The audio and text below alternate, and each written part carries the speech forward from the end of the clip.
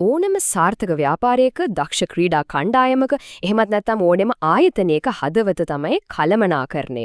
ඉතින් ඇත්තරම මොකද්ද මේ කළමනාකරණය කියන්නේ? අපි මේකේ මූලිකම හරය මොකද්ද කියලා ටිකක් සරලව කතා කරමු. අපි මෙහෙම පටන් ගමු.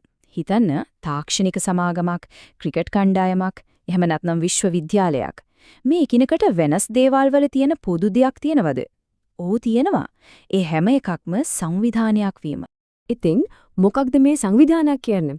සරලවම කිව්වොත් ඒක නිශ්චිත අරමුණක් වෙනුවෙන් එකතු වෙච්ච මිනිස්සුන්ගේ ක්‍රමානුකූල සැකැස්මක්. මෙතනදී මේ වචන දෙක හරිම වැදගත්. මේක නිකම්ම පාරේ යන සෙනගක් එකතු වෙනවා වගේ දෙයක් නෙමෙයි. නිශ්චිත සැලැස්මක් තියෙනවා. ඕනෑම සංවිධානයක් ගත්තම ඒකේ මේ පොදු ලක්ෂණ තුන අපිට දකින්න පුළුවන්. පළවෙනි එක පැහැදිලි ඉලක්කයක් තියෙනම ඕන. දෙවෙනි එක ඒ ඉලක්කයට යන්න එකට වැඩ කරන මිනිස්සු ඉන්න ඕන. තුන්වෙනි එක ඒ අයව එකට තියාගෙන වැඩ කරන්න හිතාමතාම හදපු ව්‍යුහයක් තියෙන්න ඕන. මේ තුන නැතුව සංවිධානයක් හැදෙන්නේ නැහැ. හරි, දැන් අපි කතා කරමු මේ සංවිධාන කියන නැව මෙහෙයවන කපිතාන්ලා ගැන. ඒ කියන්නේ කළමනාකරුවන් ගැන. එයාලා තමයි මේ හැම දෙයක්ම එකට ගැට ගහලා මේ ගමන ඉදිරියට ගෙනියන්නේ. කළමනාකරුවෙකුයි අනිත් සේවකයෙකුයි අතර තියෙන ලොකුම වෙනස මොකක්ද? සාමාන්‍ය සේවකයෙක් ફોකස් කරන්නේ Tamanට දීපු වැඩේ හරියට කරන්න. හැබැයි කළමනාකරුවෙක් ફોකස් කරන්නේ අනිත් අයට යාළගේ වැඩ හරියට කරගන්න උදව් කරන එකද. මෙතනදී සිද්ධාන්තෙම වෙනස් වෙනවා. අවධානය තමන්ගේ ජයග්‍රහණ වලින් කණ්ඩායමේ ජයග්‍රහණ පැත්තට මාරු වෙනවා. අපි කළමනාකරන මට්ටම් ගත්තොත් පිරමීඩේ පහළින්ම ඉන්නේ පළමු පෙළේ කළමනාකරුවන්. සුපරීක්ෂකවරු කණ්ඩායම් නායකයෝ වගේ අය.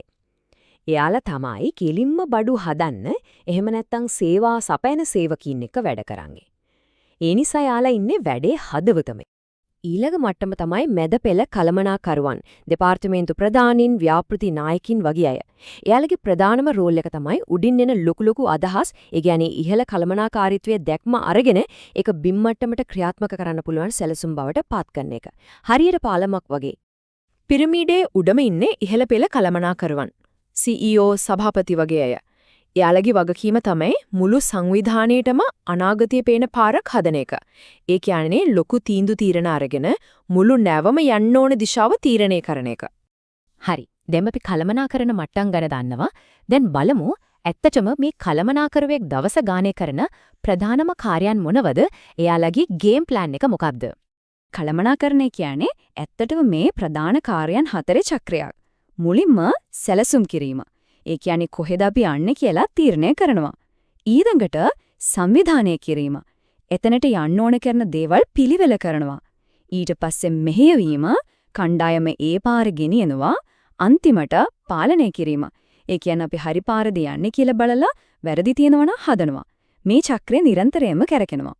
දැන් අපි කතා කරන්න යන්නේ කළමනාකරණයේ තියෙන හරිම තීරණාත්මක සංකල්ප දෙකක් ගැන. ඒ තමයි කාර්යක්ෂමතාවය සහ සඵලතාවය අතර තියෙන සම්බන්ධය.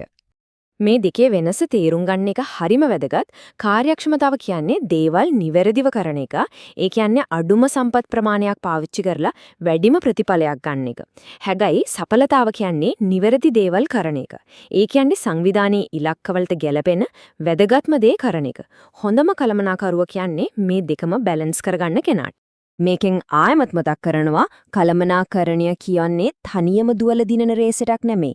ඒක තමන්ගේ මුළු කණ්ඩායමටම දිනන්න උදව් කරන එක ගැනයි. හරි. එහෙනම් සාර්ථක කළමනාකරුවෙක් වෙන්න අවශ්‍ය කරන මෙවලම් ටික මොනවද? අපි බලමු යාලට ඕන කරන විවිධ භූමිකාවන්, ඒ කියන්නේ රෝල්ස් සහ කුසලතා මොනවද කියලා. මින්ස්බර්ග් කියන කළමනාකරණ විශේෂඥයා කියන විදිහට කළමනාකරුවෙක් එකම දවසක් ඇතුලේ විවිධ භූමිකාවන් 10ක් විතර කරනවා. ඒ කියන්නේ එක වෙලාවට එක තොප්පිය දාගන්නවා. මේවා ප්‍රධාන කාණ්ඩ 3කට බෙදෙනවා. මිනිස්සු එක්ක සම්බන්ධ වෙන අන්තර්පුද්ගල භූමිකාව, තොරතුරු හුවාමාරු කරන තොරතුරු භූමිකාව සහ තීරණ ගැනීමේ භූමිකාව. අර භූමිකාව හරියට කරන්න නම් කළමනාකරුවෙකුට මේ කුසලතා 4ම තියෙන්න ඕනේ. ඒ කියන්නේ තමන්ගේ ෆීල්ඩ් එකේ තාක්ෂණික දැනුම, මිනිස්සුන් එක්ක වැඩ කරන්න තියෙන හැකියාව, සංකීර්ණ දේවල් දිහා ලොකුවට බලලා තේරුම් ගන්න පුරුවන් සංකල්පීය හැකියාව සහ දේශපාලනික හැකියාව. ඒ කියන්නේ ආයතනය ඇතුලේ හරියට සම්බන්ධතා ගොඩනගාගෙන සහයෝගය ලබා ගන්න තියෙන හැකියාව. දැන් බලන්න මේක.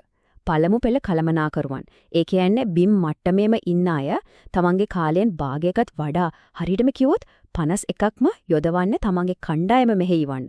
ඒ කියන්නේ කෙලින්ම යාලත් එක්ක වැඩ කරන්න.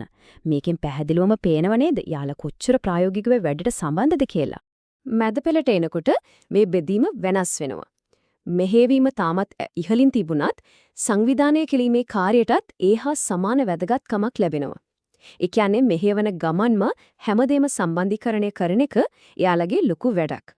දැන් බලන්න ඉහළම මට්ටමට යද්දි වෙනදේ. මෙතනදී ප්‍රමුඛතා සම්පූර්ණයෙන්ම වෙනස්. ලොකුම කාලයක් යන්නේ සංවිධානය කිරීමට සහ සැලසුම් කිරීමට. ඒ කියන්නේ ලොකු චිත්‍රය ගැන හිතන එකට එයාලගේ කාර්යභාරය තමයි ආයතනයේ අනාගතය ගොඩනගන්න එක. අවසාන වශයෙන් මතක තියාගන්න ඕන දේ තමයි කළමනාකරණය කියන්නේ තනියම දිනන එක නෙමේ කණ්ඩායමක් දිනවන එක. ඉතින් නායකයෙක් වීමේ අරමුණක් තියෙනව නම් හෙට දවසේදී Taman අවට ඉන්න කෙනෙක්ට සාර්ථක වෙන්න උදව් කරන්න පුළුවන් එකම එක කුඩා දේ මොකක්ද?